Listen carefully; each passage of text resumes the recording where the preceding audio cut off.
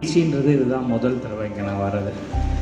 அருட்பெரும் ஜோதி அப்படின்ற வார்த்தைக்கு எப்படி நம்ம உண்மையான அர்த்தங்கள் தேடணுன்றது என்னோட ஒரு ஆவலாக இருந்தது. இதில் ஃபேஸ்புக்கில் பார்க்கும்போது உள் ஒளி தியானம் அப்படின்னா ஏதோ ஒரு ரூம்குள்ளே நம்ம சத்தியஞான சபையில் பார்த்த மாதிரியான ஒளி வச்சு அதை பற்றி ஒரு தியானமாக இருக்கும்னு தான் நான் நினச்சேன். ஆனால் இங்கே வந்ததுக்கப்புறம் தான் நான் நினைக்கிறது வேறு. இங்கே அதாவது பெருமாள் வள்ளலார் ஐயா சொல்லி கொடுத்துட்டு போகிறது வேறு அப்படின்றத நான் புரிஞ்சுக்கிட்டேன் முதல்ல.